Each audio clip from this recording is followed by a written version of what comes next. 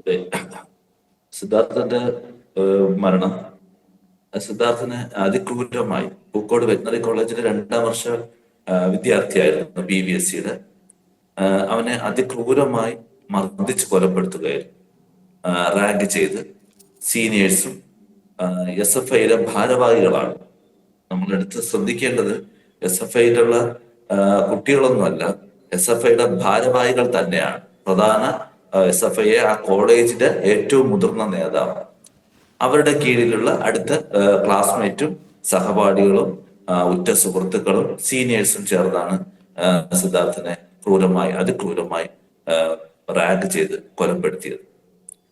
എന്നിട്ട് ഇവരിതിനെ ആത്മഹത്യയാണെന്നുള്ള വരുത്തി തീർക്കാൻ വേണ്ടി ആദ്യ നാൾ മുതൽ തന്നെ തുടങ്ങിയതാണ്. നമുക്ക് എല്ലാവർക്കും അറിയാം, കോളേജ് ഡീന്, അസിസ്റ്റന്റ് വാർഡൻ, മറ്റുള്ള അവിടുത്തെ പോലീസ്, അവിടുത്തെ അന്ന് കേസ് അന്വേഷിച്ചുകൊണ്ടിരുന്ന SI ഉൾപ്പെടെ ഉള്ളവർ ഇതൊരു സാധാരണ ആത്മഹത്യയാണ്, ഒരു പ്രേമ നൈരാശ്യത്തിലുണ്ടായ ആത്മഹത്യയാണ് എന്ന് വരുത്തി തീർക്കാൻ വേണ്ടി ആദ്യത്തെ സെക്കൻഡ് മുതൽ ഞങ്ങളെ അതേ രീതിയിൽ കൺവിൻസ് ചെയ്തുകൊണ്ടിരിക്കുകയായിരുന്നു.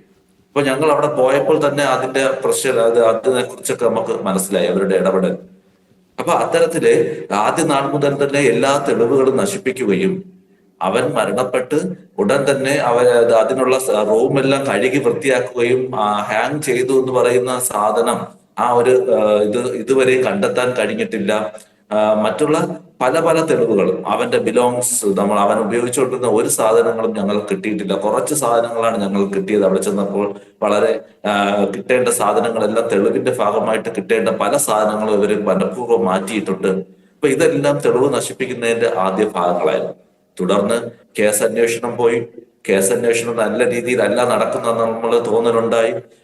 പോലീസ് സംവിധാനം മാറി, അത് DYSP ലെവലിൽ അന്വേഷണമായി. എന്നിരുന്നാലും അദ്ദേഹത്തിനും പരിമിതികളുണ്ട് എന്ന് മനസ്സിലായി. അദ്ദേഹത്തിന്റെ അന്വേഷണം ഓരോ ദിവസവും വ്യത്യസ്ത രീതിയിലേക്ക് പോകുന്നതായിട്ട് മനസ്സിലപ്പെട്ടു. അതായത് അദ്ദേഹത്തിന് ഹൈ ഇൻഫ്ലുവൻസ്, മുകളിൽ നിന്നുള്ള നിർദ്ദേശങ്ങളുണ്ട്, അദ്ദേഹത്തിന് അത് സ്വാധീനിക്കുന്നുണ്ട് എന്നുള്ള മനസ്സിലായപ്പോൾ ഞങ്ങൾ അടുത്ത് CBI അന്വേഷണം വേണമെന്ന് പറഞ്ഞു പോയി. ആ CBI അന്വേഷണം വരികയും ചെയ്തു. ഈ സാഹചര്യത്തിൽ ഈ വിദ്യാർത്ഥികൾ ജാമ്യത്തിൽ ഇറങ്ങുകയും വീണ്ടും അവരെ തിരികെ പഠിക്കാനുള്ള, പരീക്ഷ എഴുതുവാനുള്ള അവസരത്തിന് വേണ്ടി അവര് വീണ്ടും ഹൈക്കോടതിയെ സമീപിച്ചു. എന്നാൽ ആന്റി റാഗിംഗ് കമ്മിറ്റി അവിടെ കണ്ടെത്തിയ വസ്തുതകൾ വെച്ച് അവര് നിർദ്ദേശിച്ചത് 5 വർഷത്തോളം പഠന വിലക്കും 5 വർഷത്തോളം മറ്റുള്ള കോളേജുകളിൽ പഠിക്കുവാനുള്ള അവസരം കൊടുക്കാതെയും അവരെ തിരിച്ചെടുക്കാതിരിക്കുവാനുള്ള സംവിധാനങ്ങൾ, അങ്ങനെയുള്ള കടുപ്പിച്ച തീരുമാനങ്ങളാണ് ആന്റി റാഗിംഗ് കമ്മിറ്റി എടുത്തത്. അതോടൊപ്പം തന്നെ ഇതിലേക്ക് ഏകദേശം 150ഓളം കുട്ടികൾ ഇത് കണ്ടു നിന്നു.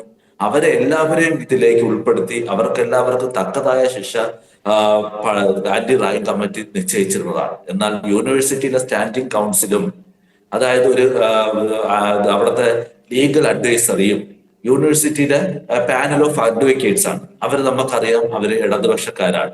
അവര് ഇതിനെ വെള്ളം ചേർക്കുകയും വളച്ചൊടിക്കുകയും ഇതിനെ 3 വർഷമായി ചുരുക്കുകയും അതോടൊപ്പം തന്നെ പല ലൂപ്പ് ഹോളുകൾ ഇട്ടുമാണ് അവര് റിപ്പോർട്ട് സമർപ്പിച്ചത്. ലൂപ്പ് ഹോൾ എന്ന് പറഞ്ഞാൽ പ്രധാനപ്പെട്ടത്, ഈ വിദ്യാർത്ഥികളെ ജയിലിലായിരുന്നോ അതോ ഒളിവിലായിരുന്നോ ഏതൊരു സാഹചര്യത്തിലും അവർ ചെയ്ത കുറ്റം, ഈ ആന്റി റാഗിംഗ് കമ്മിറ്റി കണ്ടെത്തിയ കുറ്റം ഈ കുട്ടികളെ ധരിപ്പിക്കണമായിരുന്നു. ഈ കുട്ടികൾ ആവശ്യപ്പെട്ടപ്പോൾ ഈ സ്റ്റാൻഡിംഗ് കൗൺസിൽ മനഃപൂർവ്വം ഈ നോട്ടീസ്, അവരുടെ റിപ്പോർട്ട് കൊടുക്കുകയോ, അതോടൊപ്പം തന്നെ ഈ ആന്റി റാഗിംഗ് കമ്മിറ്റിയിൽ ഉണ്ടായിരുന്ന ഒരു മാധ്യമ പ്രവർത്തകൻ ഉൾപ്പെടെ ഉള്ളവർ പറഞ്ഞു, നിങ്ങൾ ഇത് കുട്ടികളെ ധരിപ്പിച്ചില്ല എങ്കിൽ അവർക്ക് ഇതൊരു ലൂപ്പ് ഹോൾ ആവും, അവർക്ക് കേസ് ദുർബലപ്പെടാനുള്ള സാഹചര്യം ഉണ്ടായെന്ന് പറഞ്ഞിട്ട് പോലും ഈ സ്റ്റാൻഡിംഗ് കൗൺസിൽ അതൊന്നും കേൾക്കാതെ ഞങ്ങളുടെ കാര്യം ഞങ്ങൾ നോക്കാം എന്നുള്ള രീതിയിൽ വളരെ ലഘൂകരിച്ച് ഇവർക്ക് ജാമ്യം കിട്ടുവാനും അതേപോലെ പഠിക്കാനുള്ള അവസരം ലഭിക്കുവാൻ തക്ക രീതിയിലുള്ള കൃത്യമായ കൃത്രിമം നടത്തി ഈ റിപ്പോർട്ട് കോടതിയിൽ സമർപ്പിക്കുകയും ചെയ്തു. അതിന്റെ അടിസ്ഥാനത്തിൽ കോടതി സിംഗിൾ ബെഞ്ച് ഈ വിദ്യാർത്ഥികൾക്ക് പഠിക്കുവാനുള്ള അവസരവും അതോടൊപ്പം തന്നെ പരീക്ഷ എഴുതുവാനും അനുവാദം കൊടുത്തു. ഈ പരീക്ഷ എഴുതുവാൻ അനുവാദം കൊടുത്ത ആ അടുത്ത നിമിഷം തന്നെ, ഒരു ദിവസം വൈകുന്നേരം വരുന്നു, അന്ന് രാത്രി കൊണ്ട് തന്നെ കോളേജ് അധികൃതർ മണ്ണൂത്തിയിൽ അവർക്ക് പരീക്ഷ എഴുതുവാനുള്ള സകല ഏർപ്പാടുകളും ചെയ്തു കഴിഞ്ഞിരുന്നു. അപ്പോൾ നമുക്കറിയാം എന്തിനാണ് ഇത്രത്തോളം തിടുക്കമെന്ന്. ഇതിൽ അടുത്ത് വീണ്ടും ഈ കുട്ടികൾ പക്ഷെ ഞങ്ങളുടെ ഒപ്പം വൈസ് ചാൻസലർ വളരെ മൂന്നാമത് വന്ന വൈസ് ചാൻസലർ വളരെ കാര്യമായിട്ടാണ് ഞങ്ങളോടൊപ്പം ഇപ്പോഴും സഹകരിച്ചുകൊണ്ടിരിക്കുന്നത്. അദ്ദേഹം അവരെ തുടർന്ന് പഠിക്കുവാനുള്ള അവസരം കോളേജ് കയറ്റാതെ അവർ റിവ്യൂ കൊടുക്കുകയും ഇവരെ അതായത് അവർക്ക് പരീക്ഷ എഴുതുവാനുള്ള മാനദണ്ഡങ്ങൾ ശരിയല്ല, യൂണിവേഴ്സിറ്റിയുടെ ചട്ടങ്ങൾ പ്രകാരം അവർക്ക് 75% അറ്റൻഡൻസ് ഉണ്ടായിരിക്കണം, റെക്കോർഡുകൾ സബ്മിറ്റ് ആയിരിക്കണം, പ്രാക്ടിക്കൽ എക്സാം ചെയ്തിരിക്കണം. ഇതൊന്നും ചെയ്യാതെ കുട്ടികളെ കയറ്റാൻ കഴിയില്ല എന്നും നാഷണൽ ലെവലിലുള്ള വെറ്റിനറി കൗൺസിലിന്റെ അംഗീകാരം കിട്ടിയാലേ കയറ്റാൻ പറ്റുള്ളൂ എന്നുള്ള രീതിയിൽ റിവ്യൂ കൊടുത്തിരുന്നു.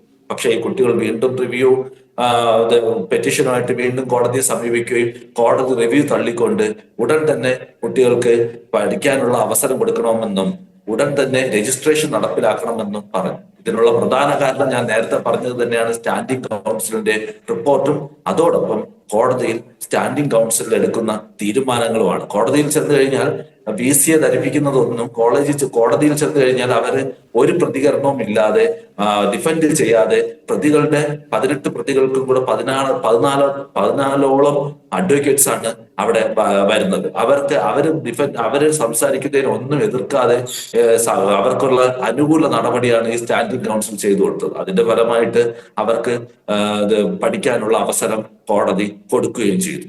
എന്നാൽ ഇത് മനസ്സിലാക്കിയാണ് ഞങ്ങൾ അടിയന്തരമായി ഞങ്ങളുടേതായ അഡ്വക്കേറ്റ് ഹൈക്കോടതിയിലെ ജോർജ് പൂന്തോട്ടം സാർ വഴി ഞങ്ങൾ ഒരു അപ്പീൽ പോവുകയും അദ്ദേഹം ഞങ്ങളെ വളരെയേറെ സഹായിച്ചിട്ടുണ്ട്.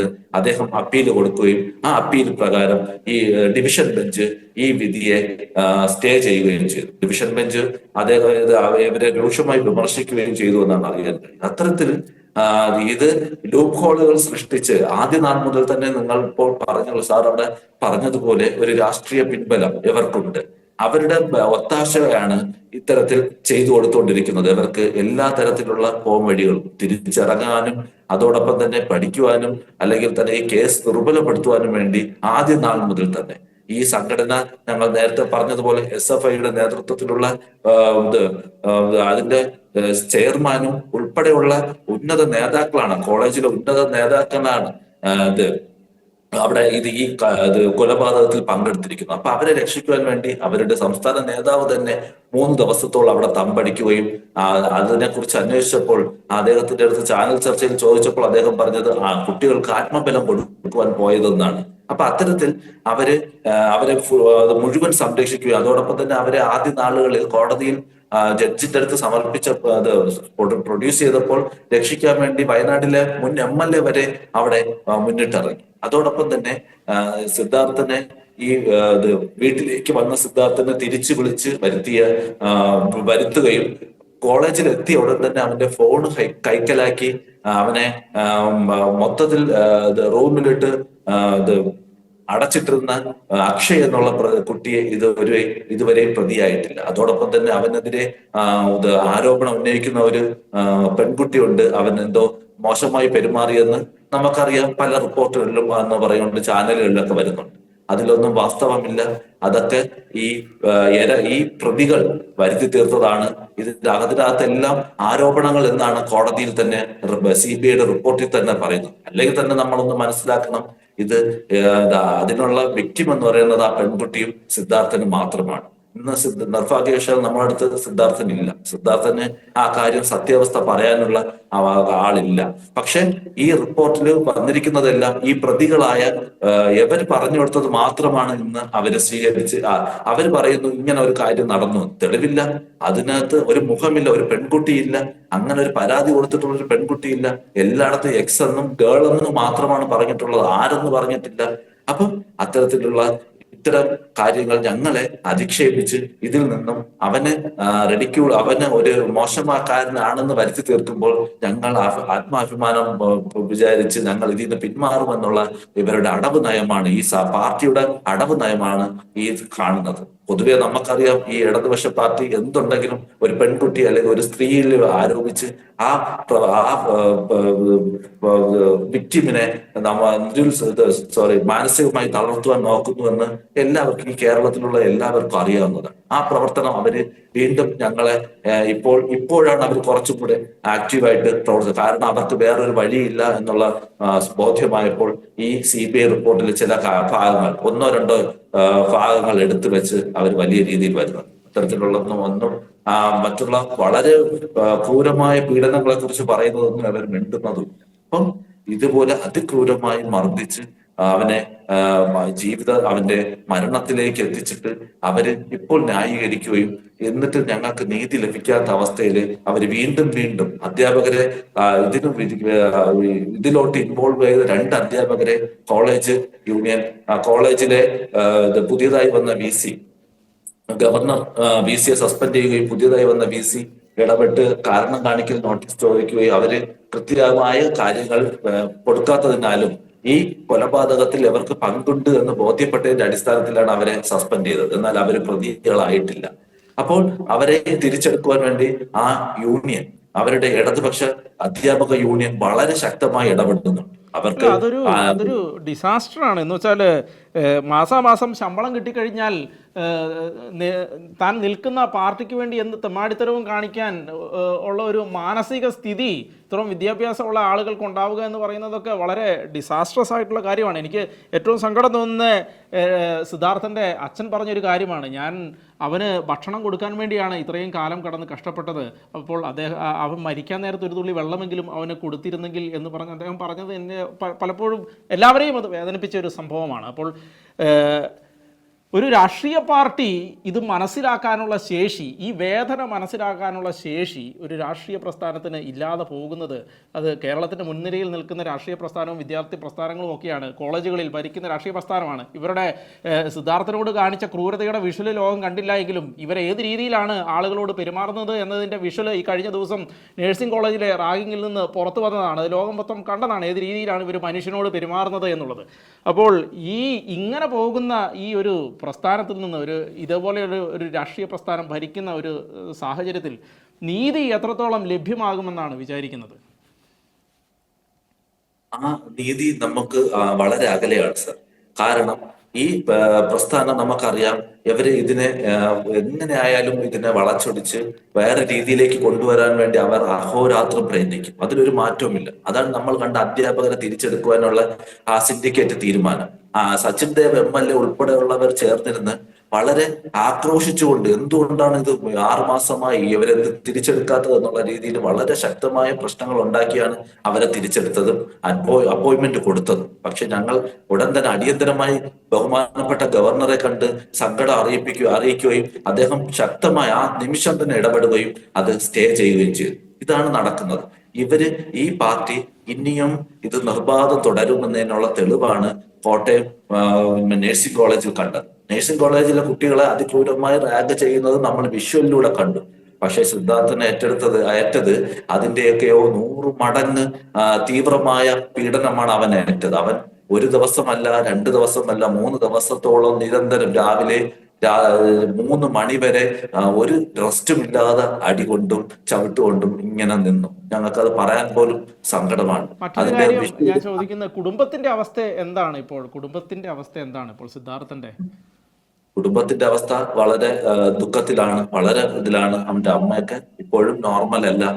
അച്ഛനും ജീവിക്കാൻ മാർഗമില്ലാത്തത് കൊണ്ട് മാത്രമാണ് വിദേശത്ത് പോയി ജോലി ചെയ്യേണ്ട അവസ്ഥ. അല്ലെങ്കിൽ അവർക്ക് വേറെ വരുമാനമില്ല, കടബാധ്യതകളുണ്ട്. അപ്പൊ അവർക്ക് ജോലി ചെയ്തേ പറ്റുള്ളൂ. ആ അവസ്ഥയിലാണ്. ഇല്ലാത്ത പക്ഷെ അവർക്ക് മാനസികമായിട്ടൊന്നും ചെയ്യാൻ പറ്റാത്തൊരവസ്ഥയിലാണ്. അവരെന്നല്ല, എല്ലാവരും ആ ഒരു ഇതിലാണ്, എല്ലാം ട്രോമയിലാണ്. അത് നമുക്ക് ഏൽക്കാൻ പറ്റാത്തൊരു മാനസിക അവസ്ഥയാണ്. ഞങ്ങൾക്ക് ഒരിക്കലും പ്രതീക്ഷിക്കാൻ പറ്റാത്ത ഒരു അവസ്ഥയാണ്. ഞങ്ങളെ നഷ്ടപ്പെട്ടെങ്കിൽ ഞങ്ങളുടെ കുടുംബത്തിന്റെ എല്ലാവർക്കും ഉള്ള വലിയൊരു ദുഃഖമാണ്. അത് നമുക്ക് എത്ര പറഞ്ഞ് ഫലിപ്പിക്കുവാനോ പറഞ്ഞറിയിക്കുവാനോ പറ്റില്ല. അതെല്ലാം ഞങ്ങളുടെ സങ്കടമാണ് ജീവിത അവസാനം വരെ. അപ്പൊ ഞങ്ങൾ അത് ആയതിനാൽ ഞങ്ങൾ ഈ കേസുമായിട്ട് എത്രയും ശക്തമായി മുന്നോട്ട് പോകും. അതിന് എത്രത്തോളം കഴിയും, ഇവർ ഇനി ഏതൊക്കെ രീതിയിൽ ഞങ്ങളെ മാനസികമായി അവനെ മോശവൽക്കരിച്ച് ചിത്രീകരിച്ചാലും ഞങ്ങൾ അതിനൊന്നും മാറില്ല. അതോടൊപ്പം തന്നെ ഈ പ്രതികളിൽ ഏതോ ഒരാളുടെ അച്ഛനാണെന്ന് തോന്നുന്നു വളരെ മോശമായിട്ട് വളരെ രീതിയിൽ സോഷ്യൽ മീഡിയയിലും ഇപ്പോൾ യൂട്യൂബ് രീതിയിലും പല രീതിയിലും ആക്രമിച്ചുകൊണ്ടിരിക്കുന്നത്. അത് ആ പെൺകുട്ടിയുടെ അച്ഛനോ അതോ ഇതിലുള്ള ഏതോ ഒരു പ്രതിയുടെ അച്ഛനോ ആണ്. അവര് മുഖമില്ലാതെയാണ് ഇവരെല്ലാവരും പ്രവർത്തിക്കുന്നത്. അപ്പൊ ഇതൊക്കെ ഞങ്ങളെ ഒന്ന് രീതിയിലും അത് ഞങ്ങൾക്ക് ബാധിക്കില്ല. അതില് കമന്റ് ഇടുന്നതും പ്രതികരിക്കുന്നതും എല്ലാം ഇടതുപക്ഷക്കാർ മാത്രമാണ്. മറ്റേത് കേരളത്തിലെ ജനസമൂഹത്തിന് കാര്യം അറിയാം എന്താണ് ഇവരുടെ രീതിയെന്നും ഇവരുടെ SFIയുടെ സംസ്ഥാന നേതാവിന്റെ സ്വഭാവവും അയാൾ ഏത് തരക്കാരനാണെന്നും എല്ലാവർക്കും അറിയാം. അപ്പൊ അതുപോലെ ആയിരിക്കും അവരുടെ അണികളെന്നും നമ്മൾ വിചാരിച്ചാൽ മാത്രം മതി. അപ്പം ഇതിൽ നിന്നും സാർ പറഞ്ഞതുപോലെ നീതി നമുക്ക് വളരെ അകലെയാണ്. അത് നേടിയെടുക്കുവാൻ ഞങ്ങൾ വളരെയേറെ കഷ്ടപ്പെടേണ്ടി വരും. എനിക്ക് തോന്നുന്നു കേരളം മുഴുവൻ നിങ്ങളുടെ കൂടെ ഉണ്ട് എന്നുള്ളതാണ് ഏറ്റവും പ്രധാനപ്പെട്ട ഒരു കാര്യം എന്ന് പറയുന്നത്. നമുക്കറിയാം, മക്കളെ പഠിപ്പിച്ച് വളർത്തി ഒരു പരുവത്തിലെത്തിക്കാൻ എത്രത്തോളം കഷ്ടപ്പാടാണ് മാതാപിതാക്കൾ അനുഭവിക്കുന്നത്. അതിൻ്റെ കൂടെ ഇങ്ങനെയുള്ള ഡിസാസ്റ്ററുകൾ കൂടി വരുമ്പോൾ അത് കേരളത്തിലുള്ള എല്ലാ അച്ഛനമ്മമാരെ സംബന്ധിച്ചും അതൊരു ഓർമ്മപ്പെടുത്തലാണ് എന്നുള്ളതാണ് ഏറ്റവും പ്രധാനപ്പെട്ട വസ്തുത. ഇങ്ങനെ മനുഷ്യനെ മനുഷ്യനായിട്ട് കാണാൻ ശേഷിയില്ലാതെ ആക്കുന്ന പ്രത്യയശാസ്ത്രങ്ങൾ ഏതാണെങ്കിലും സംഘടനകൾ ഏതാണെങ്കിലും അതൊന്നും ഒരുപാട് ദൂരം പോവുകയില്ല എന്ന് ഇതൊക്കെ ചെയ്യുന്നവർ മനസ്സിലാക്കിയിരിക്കേണ്ടതാണ്. വളരെ നന്ദി ഞങ്ങളോട് പ്രതികരിച്ചതിന്.